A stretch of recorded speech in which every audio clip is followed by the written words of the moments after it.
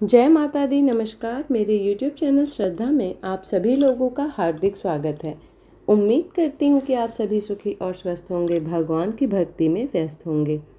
आइए जानते हैं आज इस वीडियो के माध्यम से माँ दुर्गा सप्तशती के 8वें अध्याय के बारे में, जिसमें रक्त बीज वध के बारे में बताया गया है। महर्षि मेधा ने कहा, चंड और मुंड नामक असुरों के मारे जाने से और बहुत सी सेना के नष्ट हो जाने से असुरों के राजा प्रतापी शंभु ने क्रोध युक्त होकर अपनी संपूर्ण सेना को युद्ध के लिए तैयार होने की आज्ञा दी। उसने कहा, अब उदायुध नामक 86 असुर सेनापति अपनी सेनाओं के साथ युद्ध के लिए जाएं और कंबु नामक 84 सेनापति भी युद्ध के लिए जाएं और कोटि वीर्य नामक 50 सेनापति और धौम्रकुल नाम से 100 सेनापति प्रस्थान करें। कालक, दौहद, मौर्य और कालकेय यह दैत्य भी मेरी आज्ञा से सजकर युद्ध के लिए कूच करें। भयानक शासन करने वाला असुरों का स्वामी शुंभ इस प्रकार आज्ञा देकर बहुत बड़ी सेना के साथ युद्ध के लिए चला। उसकी सेना को अपनी ओर आता देखकर चंडिका ने अपने धनुष के टंकोर से पृथ्वी और आकाश के बीच का भाग गुजा दिया।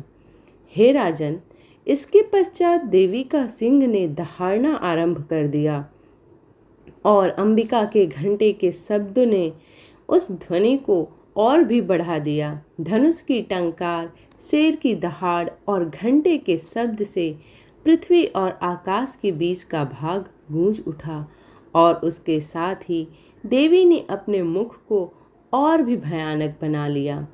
ऐसे भयंकर शब्द को सुनकर राक्षसी सेना ने देवी तथा सिंह को चारों ओर से घेर लिया। हे राजन, उस समय दैत्यों आदि देवों की शक्तियाँ, जो अत्यंत पराक्रम और बल के संपन्न थी, उनके शरीर से निकलकर उसी रूप में चंडिका देवी के पास गई। जिस देवता का जैसा रूप था, जैसे आभूषण थे और जैसा वाहन था, वैसा ही रूप, आभूषण और वाहन लेकर उन देवताओं की शक्तियाँ दैत्यों से युद्ध करने लगी। हंस युक्त विमान में बैठकर और रुद्राक्ष की माला तथा कमंडल धारण करके ब्रह्मा जी की शक्ति आई। वृषभ पर सवार होकर हाथ में त्रिशूल लेकर महानाग का कंकड़ पहन और चंद्र रेखा से भूषित होकर भगवान शंकर की शक्ति महेश्वरी आई और मोर पर आरूढ़ होकर हाथ में शक्ति लिए दैत्यों से युद्ध करने के लिए कार्तिकेय जी की शक्ति उन्हीं का रूप धारण करके आई। भगवान विष्णु की शक्ति गरुड़ पर सवार होकर शंख, चक्र, शांग, गदा, धनुष तथा खड्ग हाथ में लिए हुए आई। श्री हरि की शक्ति वाराही वाराह का शरीर धारण करके आई और नृसिंह के समान शरीर धारण करके उनकी शक्ति नारसिंही भी आई। उसकी गर्दन के झटकों से आकाश के तारे टूट पड़ते थे और इसी प्रकार देवराज इंद्र की शक्ति ऐन्द्री भी ऐरावत के ऊपर सवार होकर आई।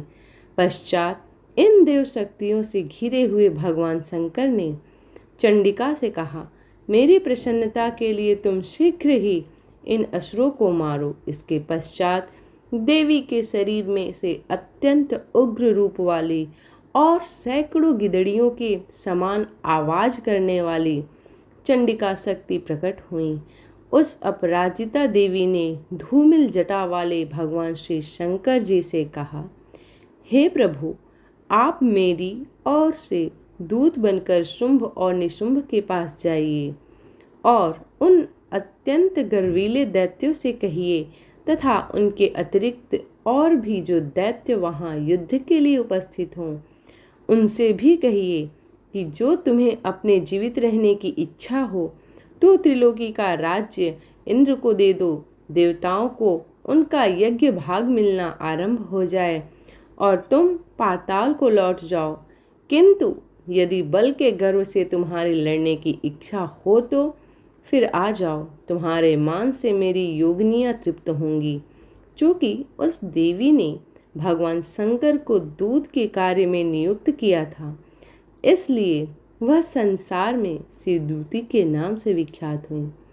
भगवान शंकर से देवी का संदेश पाकर उन दैत्यों के क्रोध का कोई आर पार न रहा और वह जिस स्थान पर देवी विराजमान थी वहां पहुँचे और जाने के साथ ही उस पर बाणों और शक्तियों की वर्षा करने लगी। देवी ने उनके फेंके हुए बाणों, शक्तियों, त्रिशूल और फरसों का अपने बाणों से काट डाला और काली देवी उस देवी के साथ आगे खड़ी होकर शत्रुओं को त्रिशूल से विदीर्ण करने लगी और खटवांग से कुचलने लगी।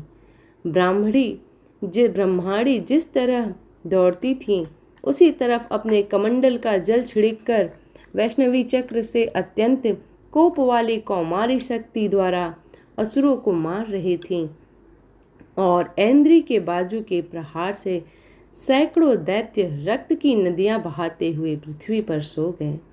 वाराही ने कितने ही राक्षसों को अपने थुथुन द्वारा मृत्यु के घाट उतार दिया। दाढ़ों के अग्रभाग से कितने ही राक्षस की छाती को चीर डाला और चक्र की चोट से कितनों को ही विदीर्ण करके धरती पर डाल दिया। बड़े बड़े राक्षसों ने नरसिंही अपने नाखों से विदीर्ण करके भक्षण कर रही थी और सिंहनाद से चारों दिशाओं को गुजरी रही थी। रणभूमि में विचर रही थी। शिवदूती के प्रचंड अट्टहास से कितने ही दैत्य भयभीत होकर पृथ्वी पर गिर पड़े और उनके गिरते ही वह उनको क्षण भर में भक्षण कर गई। इस तरह क्रोध में भरे हुए मातृगणों द्वारा नाना प्रकार के उपायों से बड़े बड़े असुरों को मरते हुए देखकर राक्षसी सेना भाग खड़ी हुई और उनको इस प्रकार भागता देखकर रक्तबीज नामक महापराक्रमी राक्षस क्रोध में भरकर युद्ध के लिए आगे बढ़ा। उसके शरीर से रक्त की बूंदें पृथ्वी पर जैसे ही गिरती थी तुरंत वैसे ही वह शरीर वाला तथा वैसा ही बलवान दैत्य पृथ्वी से उत्पन्न हो जाता था। रक्तबीज गदा हाथ को लेकर ऐन्द्री के साथ युद्ध करने लगा।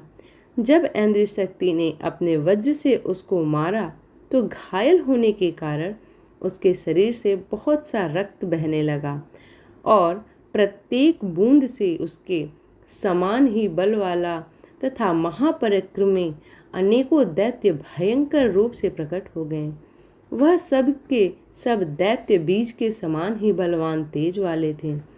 वह भी भयंकर अस्त्र शस्त्र लेकर देवियों के साथ लड़ने लगे।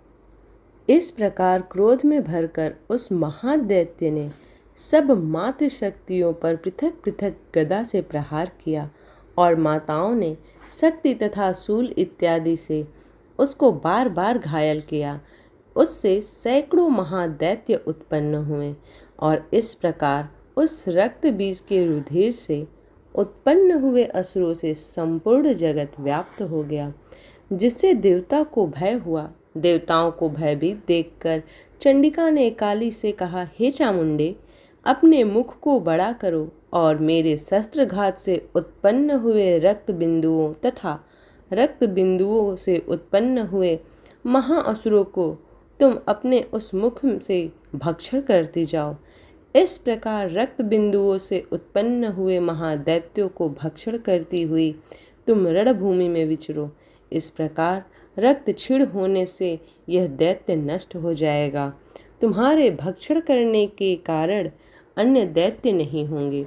काली से इस प्रकार कहकर चंडिका देवी ने रक्त बीज पर अपने त्रिशूल से प्रहार किया और काली देवी ने अपने मुख से उसको निगल लिया, उसका रक्त पी लिया। तब उसने गदा से चंडिका पर प्रहार किया। प्रहार से चंडिका को तनिक भी कष्ट न हुआ, किंतु रक्त बीज के शरीर से बहुत सा रक्त बहने लगा। लेकिन उसके गिरने के साथ ही काली ने उसको अपने मुख में ले लिया। काली के मुख से उस रक्त से जो असुर उत्पन्न हुए उनको उसने भक्षण कर लिया और रक्त को पीती गई। तदंतर देवी ने रक्त बीज को, जिसका कि खून काली ने पिया था, चंडिका ने उस दैत्य को वज्र, बाण, खड़ग तथा ऋषि इत्यादि से मार डाला। हे राजन, अनेक प्रकार के शस्त्रों से मारा हुआ और खून से वंचित वह महादैत्य रक्तबीज पृथ्वी पर गिर पड़ा। हे राजन, उसके गिरने से देवता अत्यंत प्रसन्न हुए और माताएं उन असुरों का रक्त पीने के पश्चात उद्धत होकर नृत्य करने लगी। इस प्रकार माँ दुर्गा सप्तशती का यह 8वां अध्याय समाप्त होता है। उम्मीद करती हूँ कि आज की ये वीडियो आप लोग को पसंद आई हो। वीडियो पसंद आई हो तो वीडियो को लाइक करें, शेयर करें और चैनल को सब्सक्राइब करें। इस प्रकार की भक्ति भाव और पूजा पाठ से जुड़ी हुई वीडियोस को प्राप्त करने के लिए चैनल को सब्सक्राइब करना ना भूलें। मिलते हैं अगले अध्याय में, तब तक के लिए जय माता दी।